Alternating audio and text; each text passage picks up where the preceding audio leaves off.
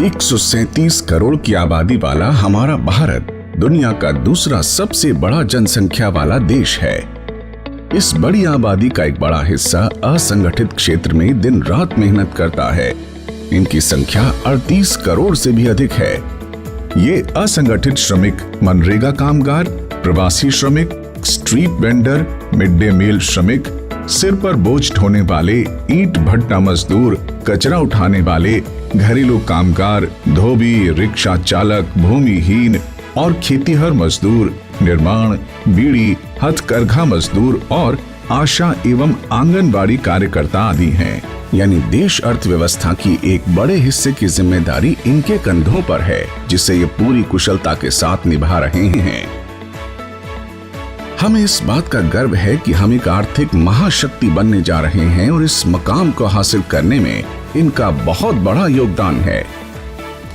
इनके इस योगदान को देखते हुए सरकार असंगठित क्षेत्र में काम करने वाले श्रमिकों का एक डेटाबेस बना रही है। श्रम और रोजगार मंत्रालय ने NIC की मदद से एक राष्ट्रीय पोर्टल के जरिए इस डेटाबेस को एकीकृत करने का बीड़ा उठाया है। इस पोर्टल पर असंगठित क्षेत्र के श्रमिकों का रजिस्ट्रेशन किया जा रहा है और उन्हें ई-श्रम कार्ड दिया जा रहा है। इसके लिए श्रम और रोजगार मंत्रालय एवं CSC के बीच एक समझौता हुआ है, जिसके तहत CSC इस डेटाबेस को समृद्ध बनाने में मदद करेगी। CSC के 4 लाख से भी ज्यादा सेंटर्स पूरे देश की डिजिटल डिवाइड की खाई को कम कर रहे हैं। भारत सरकार के कई तरह की सेवाओं को आप VLE जनता तक पहुंचाने में अपना महत्वपूर्ण योगदान दे रहे हैं। इसके तहत आप असंगठित क्षेत्र के श्रमिकों को मंत्रालय की ई-श्रम पोर्टल पर रजिस्ट्रेशन करवाने में मदद कर सकते हैं। श्रमिकों का पंजीकरण करने से पहले आपको 3 बातों का विशेष ध्यान रखना है। पहला, पंजीकरण करवाने वाले श्रमिक की उम्र 16 साल से ऊपर और 59 साल के नीचे होनी चाहिए। दूसरा, श्रमिक इनकम टैक्स का भुगतान नहीं करता हो। और तीसरा, श्रमिक EPFO और ESIC के सदस्य न हों। अगर श्रमिक ये सभी शर्तें पूरी करते हों तो आप उनका रजिस्ट्रेशन कर सकते हैं। इसकी शुरुआत करते हुए सबसे पहले आप CSC के डिजिटल सेवा पोर्टल पर जाएं।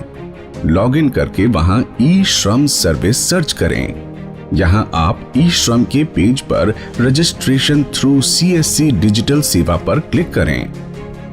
इससे आप अपनी ई-श्रम के डैशबोर्ड पर आ जाएंगे। यहां आपको अब तक हुए रजिस्ट्रेशन की पूरी समरी दिखाई देगी।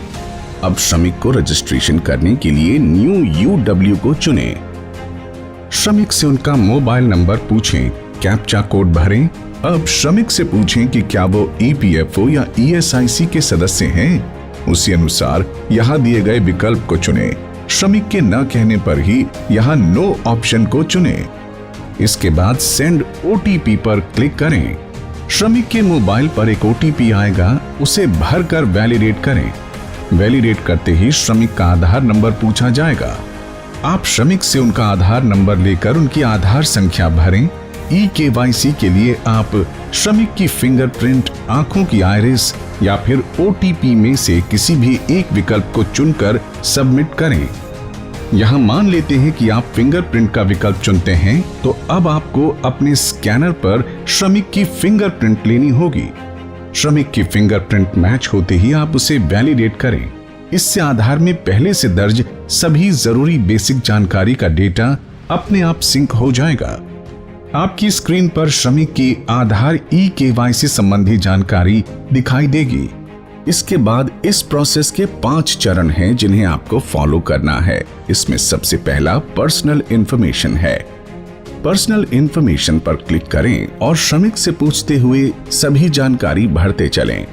सेव एंड कंटिन्यू पर क्लिक करें। इससे आप दूसरे चरण यानी एड्रेस पेज पर पहुंच जाएंगे। यहां आप श्रमिक का स्थायी और वर्तमान पता भरें।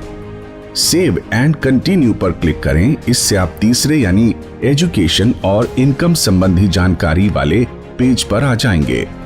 यहां आप श्रमिक की शैक्षणिक योग्यता और मासिक आय का विवरण श्रमिक से पूछकर भरें। यहाँ आपको श्रमिक की शैक्षणिक सर्टिफिकेट और इनकम सर्टिफिकेट लगाना जरूरी नहीं है। सेव एंड कंटिन्यू पर क्लिक करें। अब आप चौथे चरण यानी ऑक्यूपेशन मतलब श्रमिक के पेशा और स्किल वाले पेज पर आ जाएंगे। यहाँ श्रमिक का पेशा और उनकी वार्षिक अनुभव की जानकारी उनसे पूछकर भरें और सेव एंड कंटिन्यू पर क्लिक करें। अब आपके सामने पांचवा और अंतिम स्टेप बैंक अकाउंट डिटेल्स आ जाएगा। इसमें ये पोर्टल श्रमिक के उस बैंक अकाउंट को अपने आप ऑनलाइन वेरीफाई कर लेगा जिससे श्रमिक का आधार नंबर जुड़ा हुआ है। इसका मतलब अगर श्रमिक के आधार के साथ बैंक अकाउंट जुड़ा हुआ है तो आपको उनसे बैंक अकाउंट विवरण लेने की आवश्यकता नहीं है। यहाँ सेव और कंटिन्यू पर क्लिक करते ही आपको ये पोर्टल प्रीव्यू प्रोफाइल या सेल्फ डिक्लेरेशन के अंतिम पड़ाव पर ले जाएगा। यहाँ अब तक भरी गई सभी जानकारी आपको एक ही पेज पर दिखाई देगी जिसे आप एक अंतिम बार देख सकते हैं। फाइनल सबमिट करने से ठीक पहले आपको श्रमिक से अंतिम सहमति लेनी है, जिसका मतलब ये होगा कि श्रमिक द्वारा दी जा रही सभी जानकारियां और विवरण सही हैं। अगर ये सभी जानकारी सही है तो आप फाइनल सबमिट पर क्लिक करें।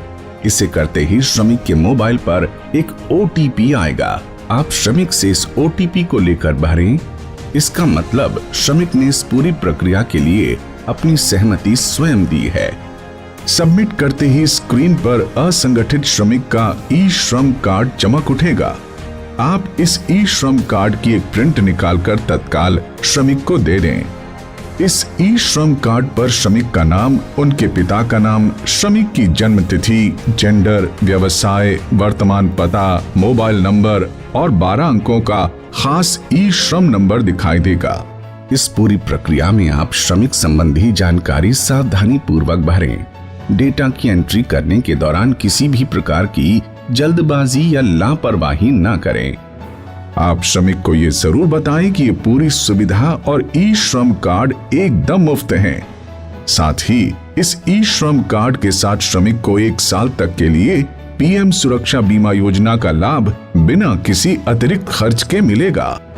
प्रत्येक रजिस्ट्रेशन के लिए श्रम एवं रोजगार मंत्रालय CSC SPV को 20 रुपए देगा। आप VLE बंधुओं को आपकी पारिश्रमिक आपके CSC वॉलेट में मिलेगी। अगर आप VLE बंधु स्वयं भी रजिस्ट्रेशन की सभी शर्तें पूरी करते हो तो आप अपना रजिस्ट्रेशन ई-श्रम पोर्टल पर कर सकते हैं। रजिस्ट्रेशन संबंधी किसी भी तरह की जानकारी, पूछताछ या फीडबैक के लिए आप CSC SPV को ईमेल कर सकते हैं। CSC SPV की ईमेल ID है ishram@digmail.in। आइए CSC के हम सभी VLE बंधु इस महत्वपूर्ण कार्य से जुड़ें और ज्यादा से ज्यादा संख्या में श्रमिकों का रजिस्ट्रेशन करके इस डेटाबेस को समृद्ध करें। पात्र श्रमिकों के हितों की रक्षा करने के लिए श्रम एवं रोजगार मंत्रालय की मदद करें।